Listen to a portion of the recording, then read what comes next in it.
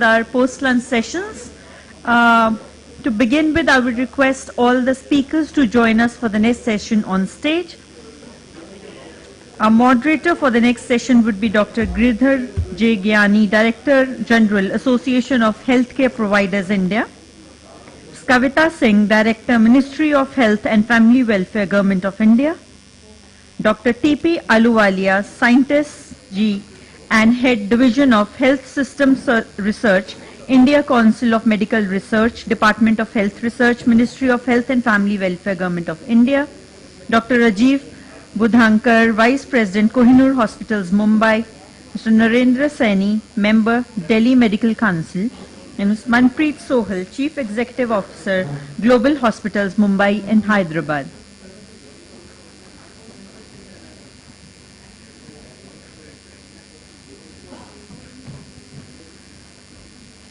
This session dwells on ideas to make healthcare affordable and accessible.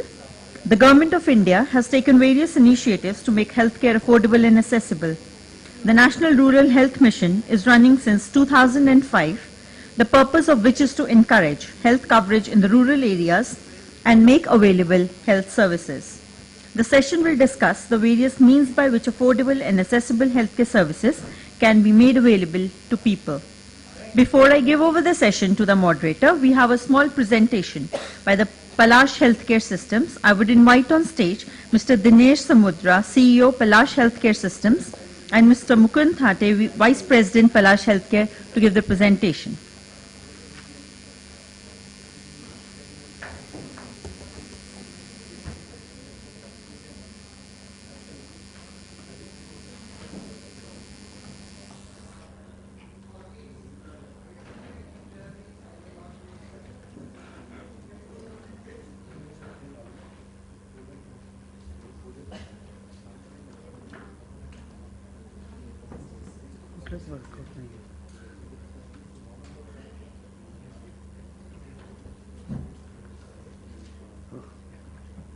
Good afternoon, everyone. I've been listening. Welcome all the guests. What we were going through since morning was on a health informatics and the patient data, and we were talking about the usage of informatics systems in the healthcare. We are Pune-based healthcare IT company in this field for last 8 years. And we have understood a lot of challenges of using IT in healthcare. There are plenty of issues which end users, the doctors, are facing. With more than 200 installations across 15 countries, we realize that the major problem is how the provider uses the system, how the provider is creating the data. So last 1.5 years, we've been working on what solution we can create in terms of resolving these issues in a healthcare. Because there is no connect using an IT between a provider and an individual who wants to get cured, wants to get the healthcare for himself. There is no connectivity. All the data which is being created is always in silos. Every provider creates his own data, manages himself. There is no exchange of platform. So some of the dignitaries in the morning were talking about creating the HIs. We're talking about creating an information platform by which an individual will get connected properly to the provider. So everyone was talking about a patient engagement, but here we are talking about the provider's engagement. Engaging all the providers to an end user, to a person who is basically the payer in the entire ecosystem of a healthcare. So what Palash, after having so much of an experience done, is that introduce a system we call as a Swarm HI. It's creating an entire ecosystem of a healthcare, connecting every player in a healthcare ecosystem with each other on a single platform. So we have given a portal called as Consulting Connect, which helps connecting an individual to all the type of providers. It could be an hospital, it could be a nursing home, it could be a diagnostic center, it could be an ambulatory services, it could be an ambulance services, pharmaceuticals, pharma companies, everyone will get connected to this. So what we are doing, we are giving an individual his own PHR, his own health vault on his smartphones. Because if you see the major penetration of a smartphone, the cheapest smartphones are available in India. So we are giving an access to his own healthcare. We are giving him an access to an whole healthcare with a proper security. We are using a lot of security measures in terms of using a touchless biometrics. So he controls his own healthcare. He controls and he passes all the information across the entire ecosystem. So as we talk, we are talking about Consulting Connect, we are talking about the entire ecosystem, what we are talking about. The fingertips is going to be the solution for the end users, and the Palash practice is the solution. Now, people were talking about the cost of implementing IT. Here we have come up with a solution where we are talking about the providers get their solutions absolutely free. The basic solution available is absolutely free from Palash Healthcare to them. So they can start using it. If they want to use any advanced features, okay, they will pay nominal fees per month. That's what we are trying. We are trying to create an ecosystem by which ultimately the payer will pay for that. And how much payer will pay? An end user will pay 1 rupee per day for the achieving what he wants to achieve by controlling his own health record. So a self-controlled health record, that's what we are dreaming about.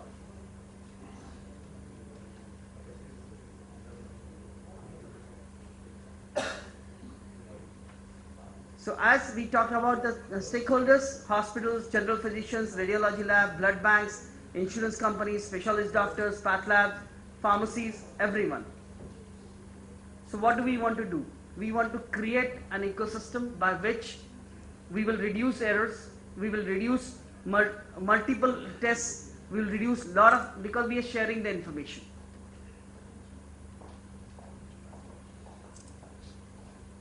And what we have done till date, we have registered more than 2,500 doctors for this initiatives, more than 500 hospitals and nursing homes, and we are using 300 plus hospitals and nursing homes who are not part of Palash ecosystem as well. Now, the entire thing is being worked as a community-based health information exchange. What we have done, we are choosing municipal corporations as the community-based health information exchanges. And Goa government, we will be implementing for 1.3 million people in Goa government as well.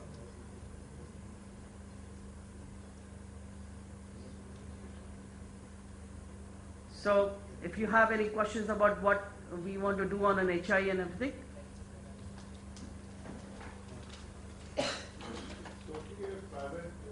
Yeah, it's going to be a private HI. We are currently targeting the private sector of the providers. And we are also discussing with the government of Goa, once we do a complete POC on a private sector, implementing for an entire Goa government. No, this we are working on a Microsoft platform. On a Microsoft platform, we are entire applications are available on Azure, and we are tying up with the lot of providers of 3G and broadband providers, and we are spreading it across the 9 communities. The current communities we are working on Pune, Sangli, Satara, Miraj, Kolhapur, Nashik, Jalgaon. Basically, we are working in Western Maharashtra currently. But our impression is that private hospitals are not keen on sharing their data, patient data, because that's the intellectual property. On? Okay. So what are the apparent intentions of the hospital in being part of the SWAM HIE? See, I will just give you an update that we were also thinking that the hospitals will not be ready to share the data. They will be skeptical about giving the data out of all the episodes they are managing, let it be an OPD episode or an IPD episode. But the responses are very different. The people who signed up, who started using the system, and even the people who are not using the Palash system but are ready to be a part of SWAM, they are ready to share the data, because ultimately they are giving the benefit to the, and they are not sharing the data to us, they are sharing the data to the patient himself. They are not sharing it to SWAM HI, they are sharing it, we are creating a patient account, and even the Palash Healthcare as a company doesn't have access to that data, because the data is encrypted and is on a cloud which is can be decrypted only by the user's own permission. But the question is, you mean the hospitals are willing to share that what is their hospital-acquired infection rate with other stakeholders, other competitors? Yeah, whatever the episodes they are managing for the particular patient, all the lab tests, all the diagnosis and everything, people are sharing currently. So that means we have achieved finally what US is, and I'm quite skeptical of that. And we'll hear from the actual people running the hospital. Sure.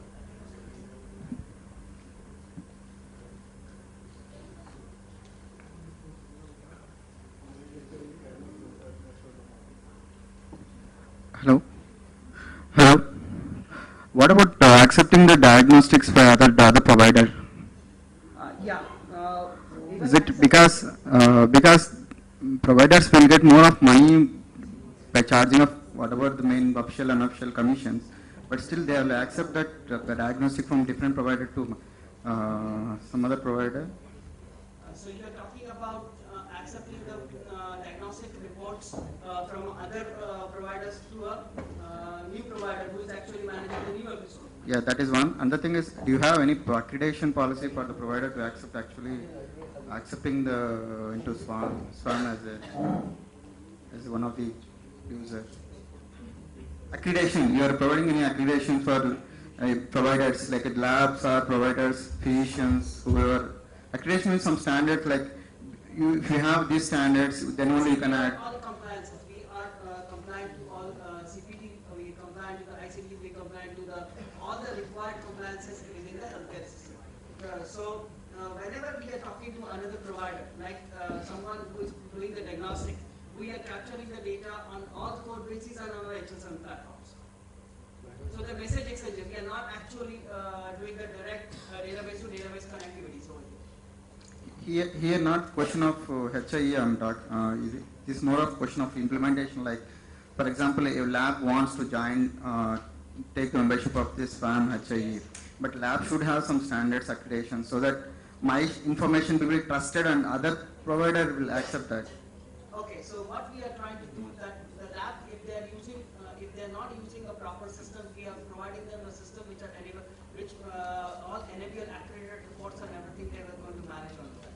So the systems which we are delivering it to them, the basic lab, if they are using their own systems which are accredited and they are quite trustable systems from the other vendors as well, we are ready to accept the data from their side. And we are doing that currently as well. Most people are not using PDD, SAU and SIF in, how will you get it in HL7 compliant formats? Most people are not using PDD, SAU See, in India. okay, that we are quite aware about. That is the reason what we are saying that the people who are not using such kind of a systems, we are ready to upgrade their systems with a solution where there is no cost to it. See, I'll just add to what Ramesh is saying. Now, if you looked at the slide, we don't have much time, so we'll just making it faster. There is a solution called Palash Practice, which is for the doctors and individual practitioners, which is available as a SaaS model, which is going to be available for them as a complementary. There is no cost to that. At the same time, if other service providers, like say you mentioned about the labs probably, right? Labs, if they don't have any accredited system, we are ready to give, which we already have a system which can be given to them. Apart from that, there are various technical mechanisms with which you can actually push the data, push and pull the data, information about the patient, and which can comes into the HIE system. Okay, so what we are talking about, I mean, in the morning also, many delegates were talking about the cost, which is going into the IT. Whether it's a software, hardware, that's a different ballgame altogether, or whether it's a manpower of IT also. What we are saying is a SaaS model. Somebody mentioned also in the morning that it has to be SaaS model. So it's a SaaS model wherein actually user, a doctor or a hospital, they can access this information from anywhere. And this is going to be available for all these providers at no cost. You are taking a business of by sharing the diagnostic information from one provider to other provider, you are taking a business of that provider. No. So whether that is acceptable by the provider, that's what I'm asking. Because Anyway, if I visit one corporate hospital, I will do all diagnostic. Once again, I go to other hospitals, I have to do it. They will say they don't accept this. So such systems, how that is acceptable? no, there is a need of doing doing awareness with the end user who is actually getting the into this other healthcare. Because if I'm doing my diagnostics, okay, now I'm a chronic diabetic patient, that I need to have my diagnostics over the period of last 3 years for my future diagnosis and my future treatments. So I have right on my all records. So the right of individual has to be raised over here.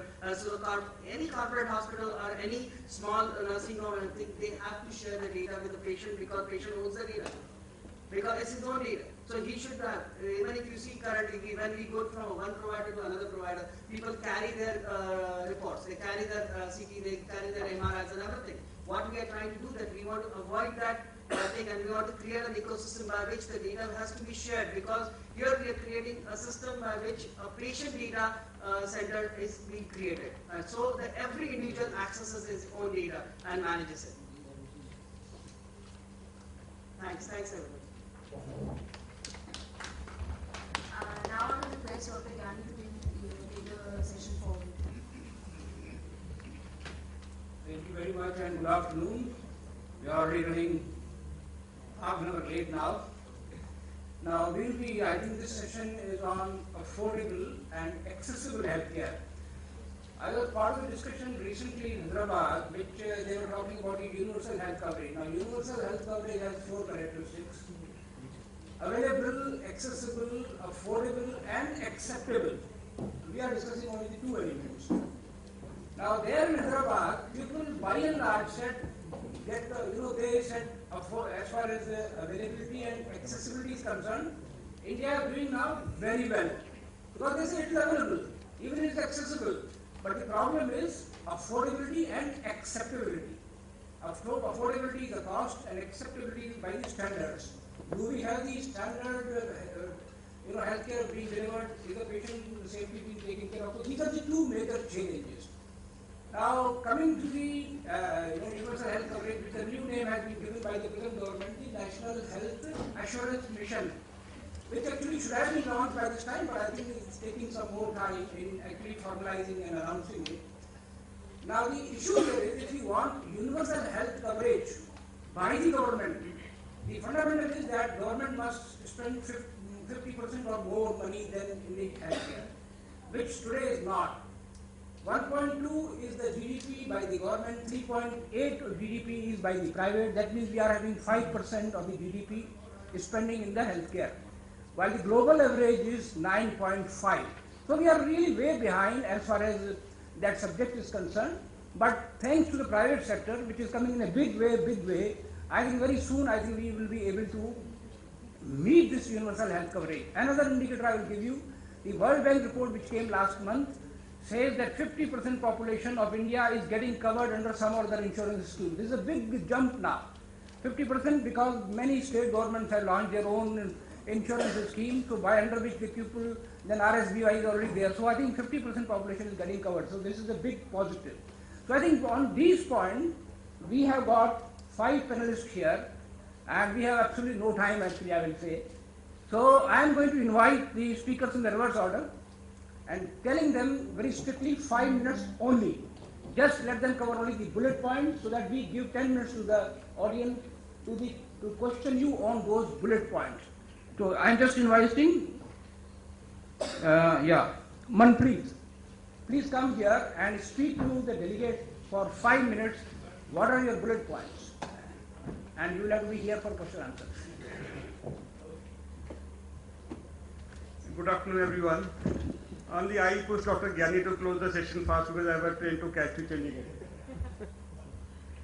Okay, I would have loved to share many things, but for paucity of time, I would dwell on a topic on public-private partnership, something which is very close to my heart. I honestly, personally feel that in India, government is sitting on a huge inventory of land, equipment, infrastructure, but for somehow not been able to provide the kind of quality care, deliver the kind of quality care which the private setups today are delivering. If you see the data in last 10 years, 70% beds have been added by the private healthcare, and the outcomes have been quite good. If a model is made where both join hands, it can be a fantastic model which can take healthcare to a different level altogether.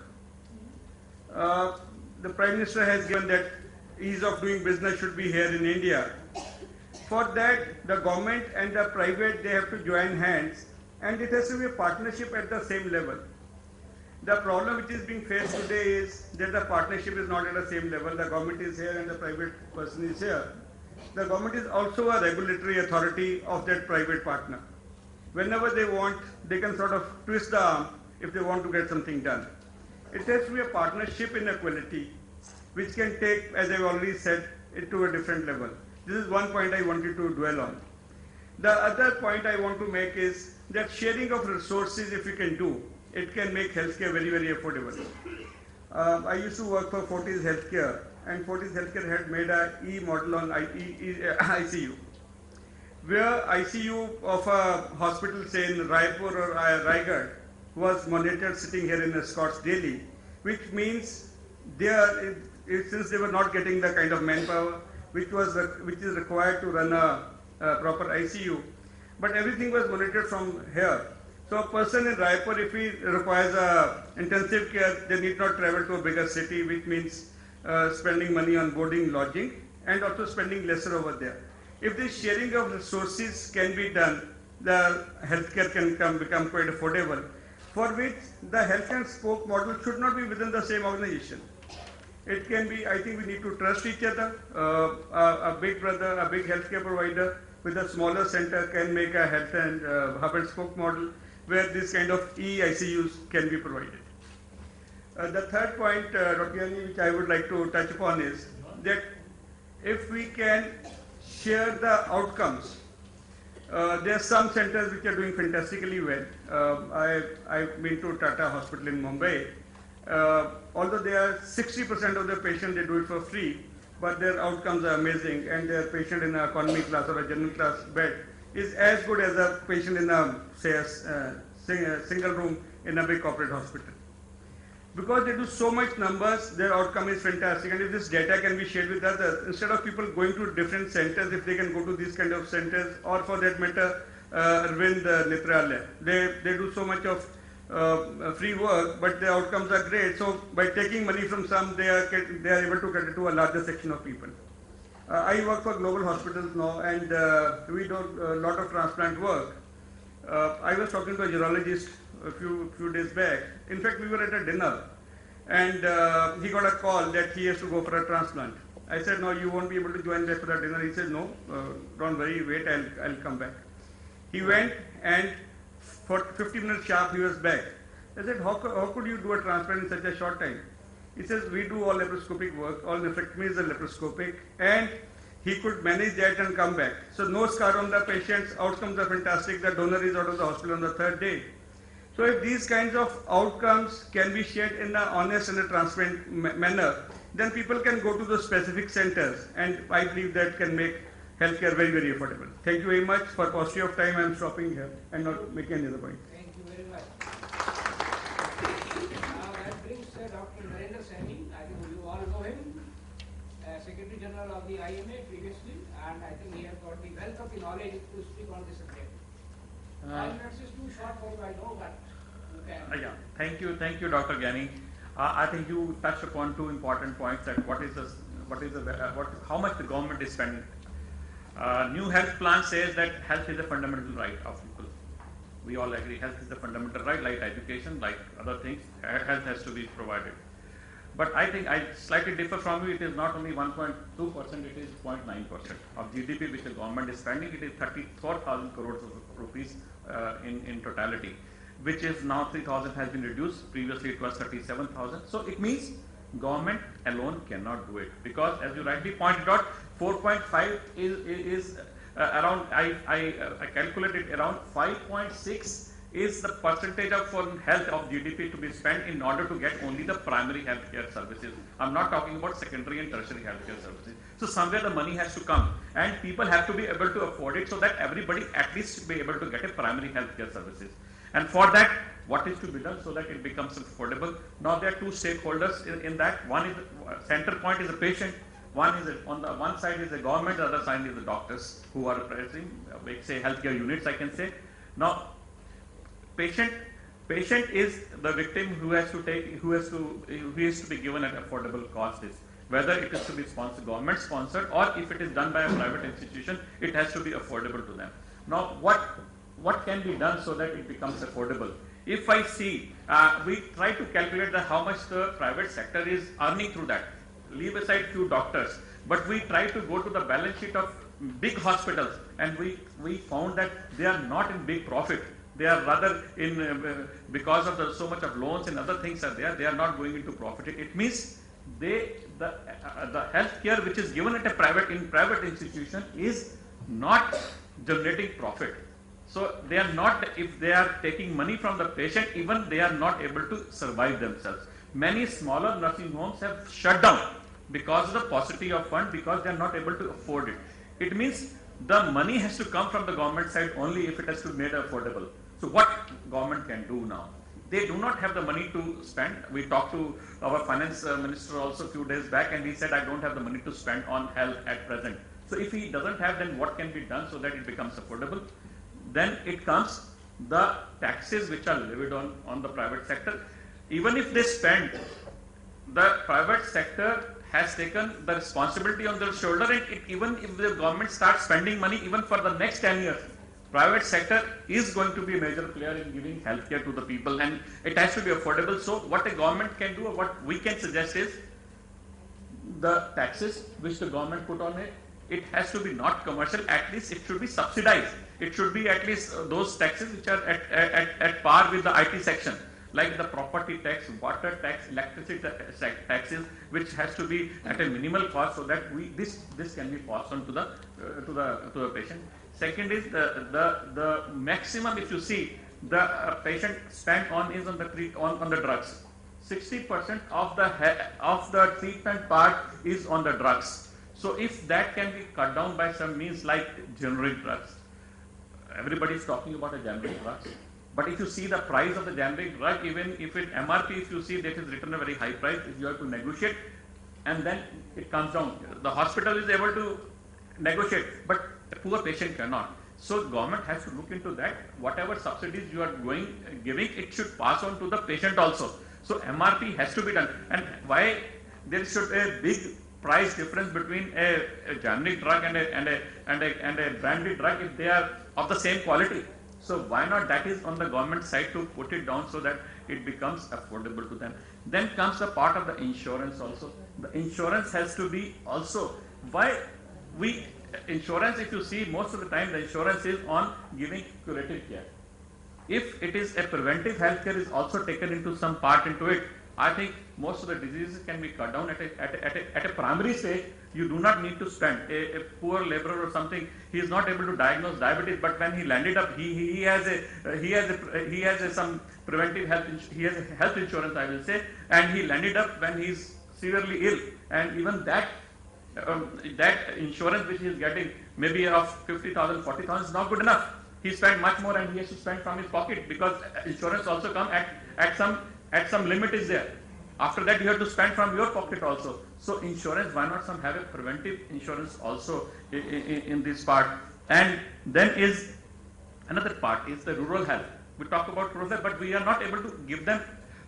Many people travel from the rural area to urban area to get the health services. So much of manpower is lost, so much of is, and they become poorer because they are not able to earn from their places, and they have to come. So rural health has to be strengthened by giving incentive to doctors so that they work over there. Now the second part comes to the doctors, and we really work on that doctors should be able also to judge their patients well, so that they are not being admitted, they are being promoted for a preventive health care, and the drugs should be given of a generic drug, so that at a minimal cost we are able to afford them. And secondly, some monitoring of drugs should also be there. It has been found that around 40% of the people are given drugs when they don't need it. So this is another where we can cut down the things on that part also. So everybody has to work in this so that we make the things affordable to each and everybody. Thank you. Thank you. Excellent, I think. So far, I think both the speakers have done excellent time management. Now let us see what Dr. Rajiv is going to do.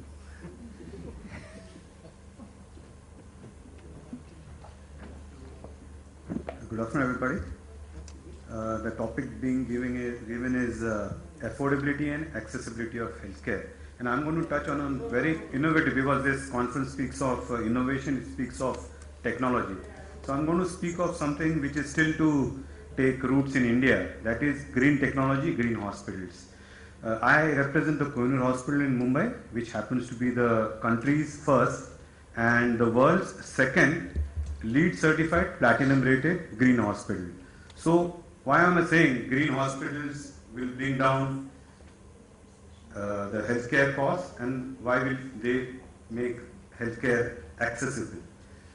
Since the time is limited, I'll be just as the chairman said, only the bullet points. So maybe I'll just touch the bullet points.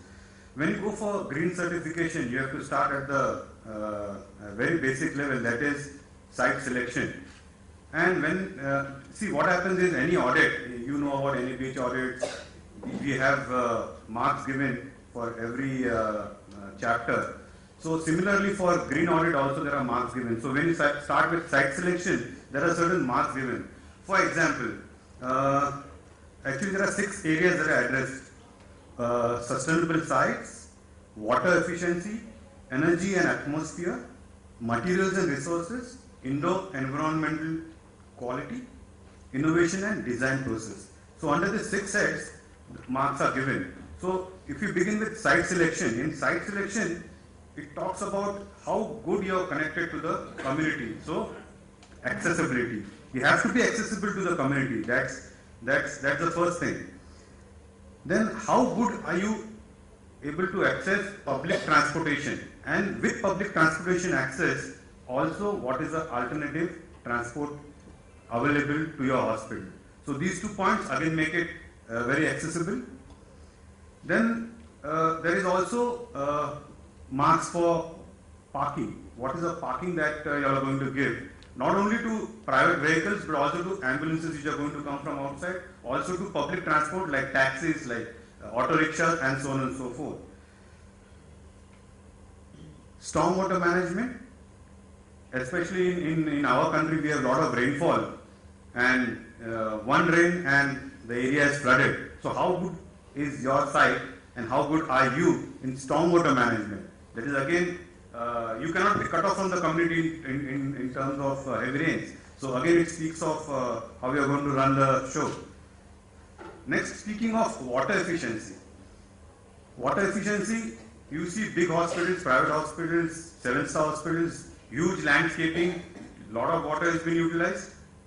In green hospitals, you have to utilize local flora and fauna, local flora rather. And local flora will always utilize less of water. In fact, the marks given is you have to utilize less than 50% of the given standards. You cannot use potable water. So you have to recycle water. So technology like ETP and STP plants. The AC systems that have to be used, again, they have to be using less quantity of water. Then how are you going to use water in terms of the wastewater? How are you going to, I talked about recycling. Also, how are you going to use it in your hospital? For example, flush systems for solid waste, bigger flush, for smaller, for liquid waste, a smaller flush. For example, in urinals, you use sensors. So as soon as there is movement, the sensors go on. As soon as the movement stops, sensors stop. Coming to energy and atmosphere. Energy and atmosphere in the hospital itself. So CFC reduction in the HVAC system. In terms of renewable energy, for example, solar energy. My hospital uses purely solar energy. 80% of my energy is coming from solar energy. We have on our terraces the technology for utilizing the sunlight. Then minimum energy performance. How are you going to use? For example, my OT lights. I mean, there are so many things to talk because of the time. They are LED. The conventional lights, you know, they use a lot of electricity. The whole hospital has got LED. Then, how is the roof constructed? How are the walls constructed? The construction itself, there are 4 layers, and in the layers also there is special material. which is used, which is called polystyrene. Is there any technical person here? Any architect? Any? So this material is called polystyrene, which is used over the roof and on the wall. So it helps conserve your energy. Then windows. In the windows also, the glass that we use, there is an argon layer in the middle and then two sides. Again, same energy saving. Then how do you use the light? Core lighting, reading lights. Again, there is a technology how it is used. So optimal lux levels. Occupancy, for example, in public toilets, if nobody is there, the lights will automatically be switched off. And when somebody comes in, the lights will come on. Same thing with passages, same thing with the OPD rooms, and you can go on and on. Then perimeter lighter. As soon as it's daylight, the perimeter lights go off. As soon as the darkness comes in, perimeter lights come on. Then the ACs that we use, the cooling towers, we use screw chillers, water cool. Then these cooling towers also use very low quantity of water. Then CO2 sensors. For example, if you take the example of this room, our conference room, every hospital has got a conference room, but many areas where there are a lot of people. So when the number of people increases, the CO2 levels go up, more fresh air is pumped in, so energy will be used at that level. But when it is empty, the CO2 levels will come down automatically. The fresh air that is pumped in will be immediately stopped. So no electricity is used. Coming to the fourth point, indoor environment and quality. So of course, no smoking is the biggest plus point, but the construction material that is used is very low emitting material. The paints used, the carpets used, and so on and so forth. Wood has to be used. Then usage of daylight for your lighting. So naturally we use a lot of sunlight. The construction is made in such a way that natural sunlight is used for most of the time. Then materials and resources. Under this heading, how do you recycle a material? For example, all my water storage tanks, we have recycled material which was there earlier. So the iron that was lying unutilized, we have made them into storage tanks. Then recycling of water, we have STP plant in the same water is utilized in a recycled way. Innovation and design process. The building, if you look from outside, you look as if the windows have been punched out from the walls. Again, when the sunlight is not required, it's going to increase the heat. The design is such that only that amount of heat will come inside, sun rays will come in. So it saves on your energy cost for your cooling. I talked about reusage of water. Then hot water. I don't have any geysers in my hospital. It is purely through solar energy.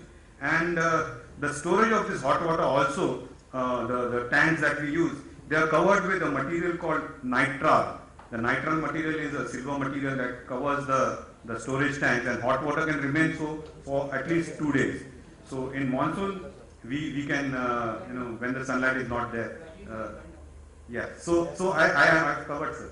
So finally, the final point, I have saved a lot of electricity, and our hospitals run 24/7 to 365.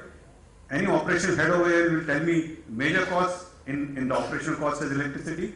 What if we save 40%? I save 40% of my operational cost in electricity, and if I pass it to the patient, there you are, profitable at cost. Thank you so much. Now let us listen to the government side. And we have got two representatives from the government. And to begin with, I request Dr. Ahluwalia from ICMR, Scientist G, to tell us in very briefly how actually, because three people have spoken from the private sector. Now let us see the holistic view from the Dr. Ahluwalia.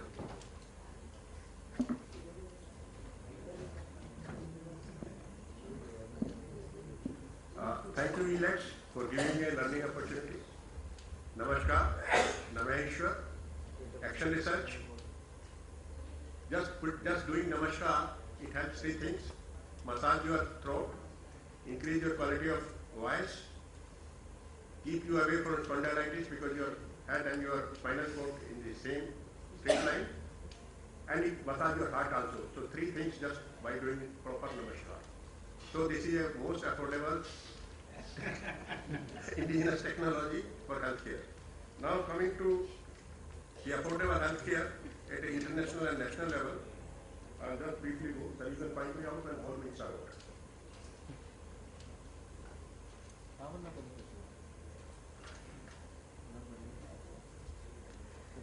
Coming to affordable healthcare, it is significant problem not only in the emerging countries but in the Western world as well. In the US, for example, 27% of the population has serious problems paying their medical bills. So not only in India, even 27% of the population in United States is also facing the same problem of affordability. Now there are 3 mantras of affordable healthcare: mobility, simplicity and automation. Now coming to the mobility, in India there is a significant need to focus on mobile solutions given the access issues, especially in rural areas. A rural patient requiring care does not want to travel to town or city, as it would mean, Dr. Sani has already spoken about it, as it would mean loss of daily wages in addition to the expenses for their travel and stay. In this case, affordability and accessibility accomplish similar outcomes. An example of mobile healthcare technology is the mobile eye surgery unit developed by Healthcare Technology Innovation Center, Shankar Netralaya, in collaboration with IIT Chennai and in collaboration with Department of Biotechnology, Government of India is doing an excellent job in ophthalmology as far as affordable healthcare is, affordable and quality healthcare is concerned. Similarly, there is Sai Center, Sri Satya Sai Mobile Hospital. They take 2 buses, make a makeshift arrangement for a day in a school premises, develop a whole hospital which covers the services of a gynecology, child care and other preventive aspects.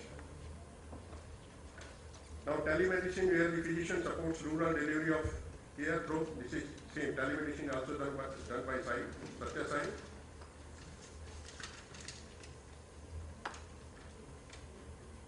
Now regarding automation, large volumes of procedures in India and lower availability of trained personnel drive the need of automation.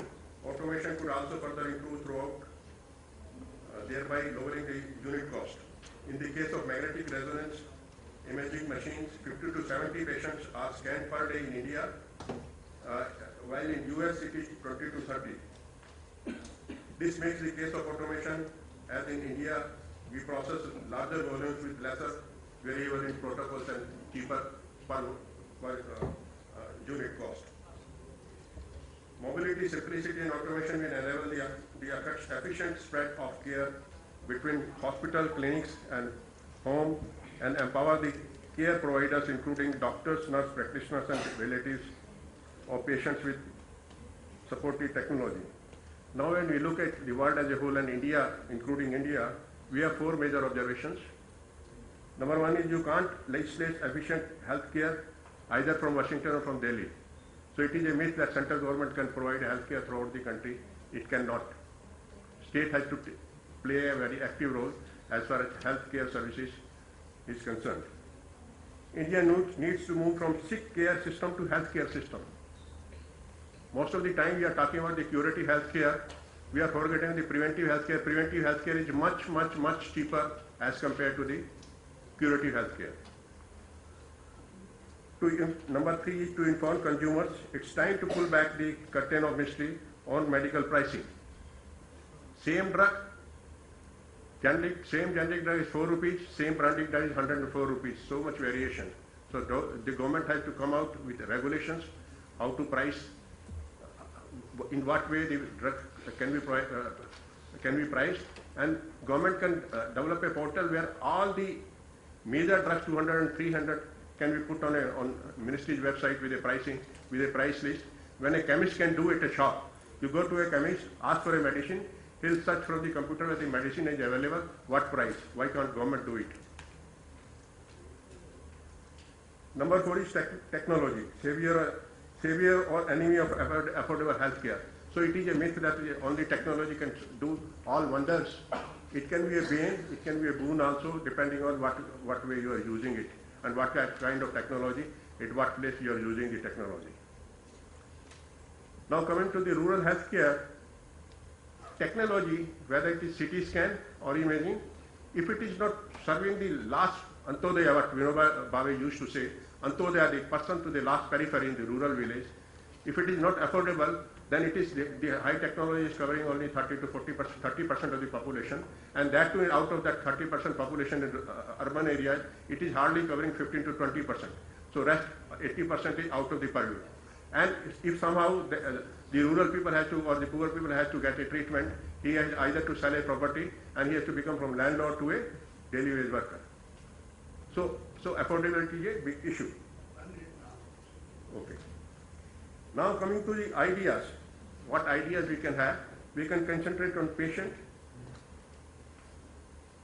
create a consumer report on health care to provide consumer up-to-date and online information about medical pricing, including the cost of medicine at area of pharmacies, examination tests and tremendous of physicians' offices and clinics, hospital charges, surgical outcomes, and infection rates, etc. They all have to be, consumer has to be made aware of all of these.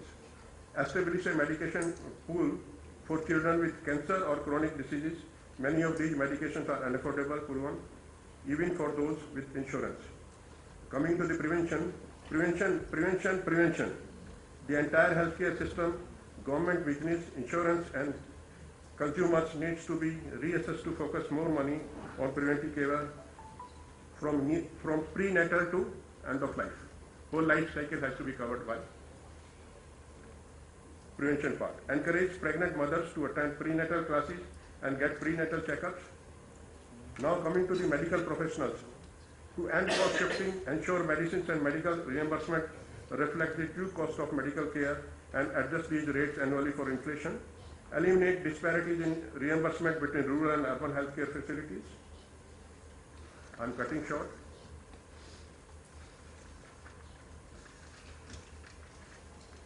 Now coming to the government and Medicare. Expand gain sharing among health care providers to deliver better quality care, more efficiency and lower cost. Adopt pay for performance measures. The salary should not be fixed. The kind of service you are providing in a month, the salary should be, the care provider should be paid accordingly. Medicare should provide preventive dental care.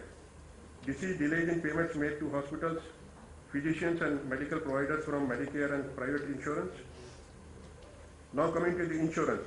Allow health insurance to be purchased across state lines. Create an insurance deduction policy. Holders who create and maintain a comprehensive and up-to-date family medical history to reduce unnecessary delays between medical offices and insurers.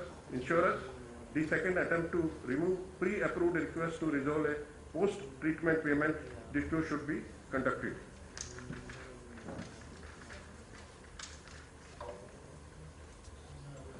Now coming to the older people, veterans, allow the local administration to contract with local providers in rural communities so that veterans can receive care close to home.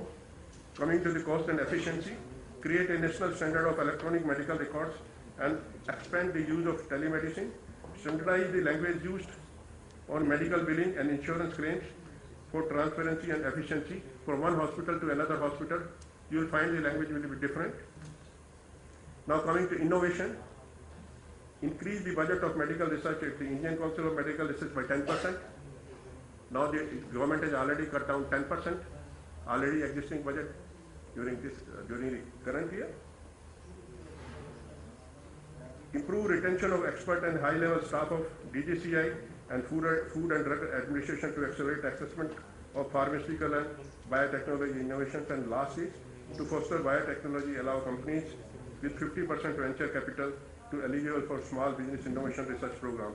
So in a nutshell, we have to address the health system as a whole, whether it is physical infrastructure, whether it is manpower, whether it is financing, whether it is drug pricing, or whether it is insurance. So we have to address system as a whole to provide a affordable and accessible healthcare. Thank you very much. Thank you very much. And let us have the last word now from the Ministry of Health.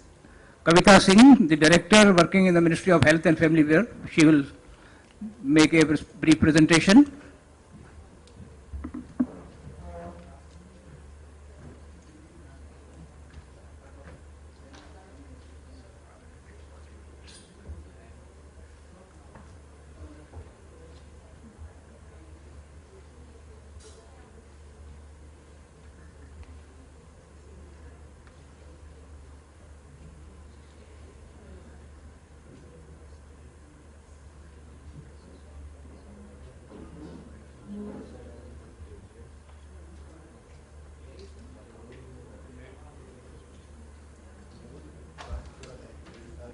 we can't increase the budget. Is this the way that the private sector, which was supposed to make profits and contribute towards social sector, is running into losses, or they are not making profits? I think today, affordability, accessibility, whatever is already there, is there a need to take a call to look for all options, that we go ahead with the convergence, see that the government, public sector and private sector, everyone work in convergence and come out with a model that with minimum resources, whatever we have, we go ahead with some results. But I'll give you an overview of what is there in the government sector, what we perceived before the budget, what has been the journey of health sector, how from 2005 onwards affordability and accessibility, the concept was brought into the social sector by NRHM, how it was upgraded to National Health Mission. Because see, if we just look into what was National Rural Health Mission reaching to primary health care, looking only the rural sector, was it a right approach? Over the journey we could perceive that it is the burden of infant mortality rate and maternal mortality rate is still existing. We have not achieved the targets. We have reduced drastically, but that burden is still existing. On the other side, when you see communicable diseases, malaria, tuberculosis, dengue, all that is still a burden on us. But on the third side, if you see non-communicable diseases, 56 to 60% deaths are happening due to NCD, non-communicable diseases. Cancer, diabetic, cardiovascular, deafness, blindness. Can we simply ignore these sicknesses just by saying that we do not have a budget, we do not have funds? So either one approach, that we look whatever is there in the government sector or in the private sector, we synchronize and go ahead, or we look for all options. I'll give you an inside view that even domestic budget and external aid component till March 2015 was 1500 crore as an external aid component. That has come down to 400 crores now. So whatever little technical support we were expecting from international agencies, that is getting stopped. It is one signal that we need to enhance our budget. See, there are certain committed liabilities in the government sector which you can't stop, but something somewhere could have been reduced. The second approach in the government is, before the budget, that it's a federal structure, we are empowering states. We would be shifting more budget to states, as health is a state subject. But prior to 2005, if you see, the total GDP increase, has that change come into picture without the pull factor of the central government? I am not biased, though I am in government, but I am open to all options. You can come out and catch me anywhere. This is, you see, the affordability and accessibility. This was the concept when NRHM was launched. Accessibility, affordability, acceptability and accountability, healthcare. But over the journey, when we could see that we have created these many sub-centers, village health and sanitation nutrition committees, we have created PHCs, CHCs, district hospitals, sub-district hospitals, but are we just happy with the primary health care? Are we only satisfied with the reproductive and child health care, routine immunization, and we could control pulse, polio, rest other is not a burden? Deaths due to Japanese encephalitis is not a burden? Dengue is not a burden? Filariasis is not a burden? The shift was that we should take into consideration the urban slums also. Then creation of National Urban Health Mission and NRHM, this brought into a concept of National Health Mission. There the equitability concept, affordability and quality health was added. But if you see, when I am traveling, I come across what is the issue here? There is arsenic in water. So people are asking for a cancer hospital. People are falling sick and coming to a PHC or a CHC or a district hospital. But what is the reason behind that sickness is arsenic in water. So drinking water department is involved in that. If there is a sanitation in one belt, sanitation is an issue, then the morbidity becomes a mortality. So intersectoral multi-ministerial approach, when we are talking about that, can we go ahead with that approach without funds? I think funds is a necessity. You see, this is what is the government sector. As on date, revenue collection last year was 14.16 lakh crores. This year it has come down to 13.97 lakh crores. If you see the disbursement,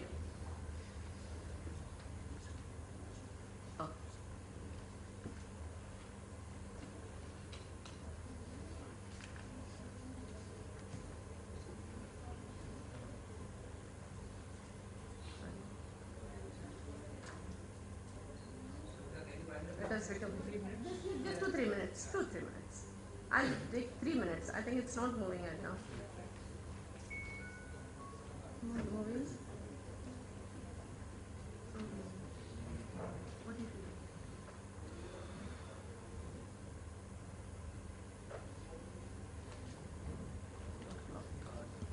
See the disbursements. 17.95 lakhs crores was the disbursement last year. This year it is 17.92. You see the deficit in the budget.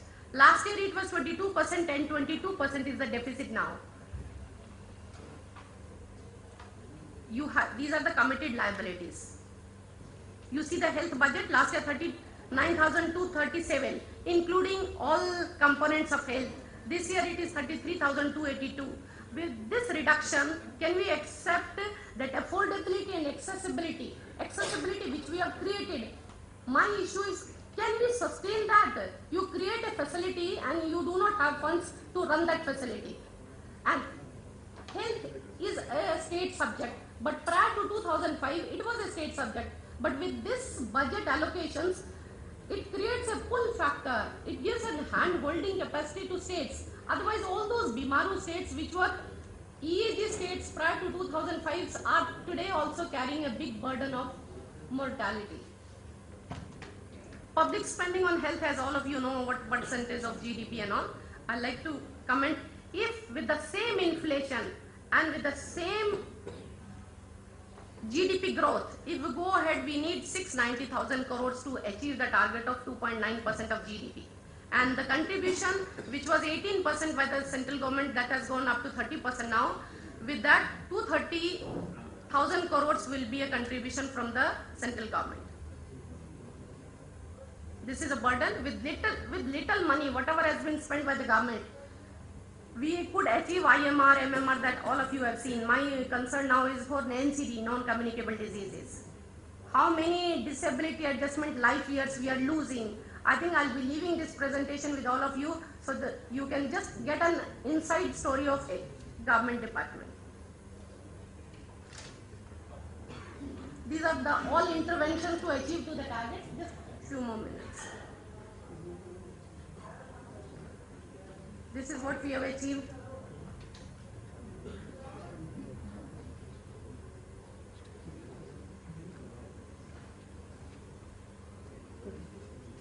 Maybe I think it will take too long time. All of you can see with this India, this health expenditure is on 3.9%.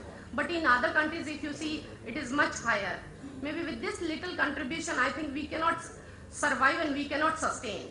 We cannot sustain. I don't know how the government can say that we do not have it, though I am a part of the government, but I say, if all of you must have seen the budget with a rider, there was a rider with a budget, that the gap which was earlier to be given and now this year reduced, the gap is to be filled from the state's contribution. When I see out of 36 states and union territories, majority of them are showing deficit in their budget. With the deficit in the budget, do states have the capacity to contribute towards health? Can, on international platforms, can we disown the responsibility that central government doesn't have a funds, so we will not be able to achieve these targets? With the additional liability of National Urban Health Mission, this year we could only allocate 13,049 crores. which is too less to cater to the slum population. So affordability, creating of a facility is not an issue. Accessibility is also not an issue, but from where people will go and afford that facility when the out-of-pocket expenditure is too high. There has to be some target, some day that the out-of-pocket expenditure is to be reduced. Either the public sector or the state government, somebody has to own the responsibility. Just by saying that we do not have funds and who will be accountable and responsible for this, I think it's not the right approach. This is the allocations for government sector. And you see, my one more concern is when you talk about health, it is not a health in isolation. Till now we are talking about curative, absolutely curative. Now government spoke about National Health Assurance Mission, where we added a component of preventive, promotive, free drugs, free diagnostics, and infrastructure maintenance also. If we have created infrastructure, maintenance and running of that cost is also to be borne by the government sector. You see reproductive and child health, routine immunization, it is 68 to 70%. We need to go up to 100%. You have 17 programs out of this small budget. Vector-borne diseases, tuberculosis, leprosy, iodine surveillance, disease, mental health, health care for elderly, tobacco, oral health, fluorosis, cancer. Can this budget sustain? No. Now there's no. Last. Yes. Can we just? My point is just by saying that we do not have funds, can we get away with the responsibility? Thank you.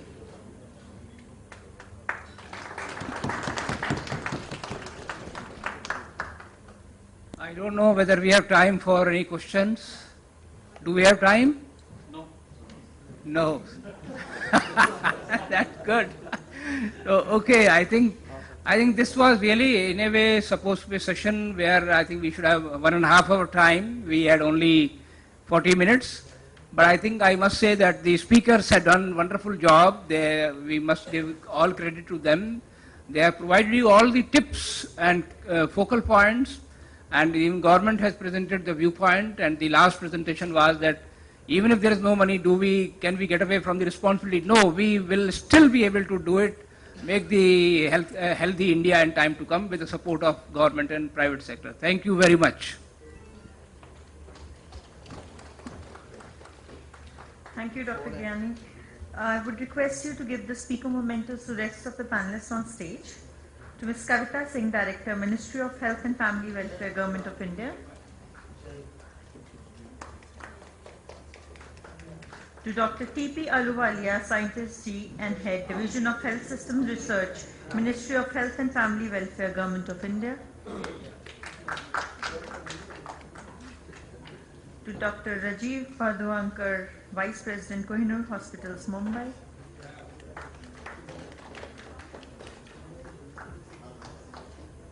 Mr. Narendra Saini, Member, Delhi Medical Council.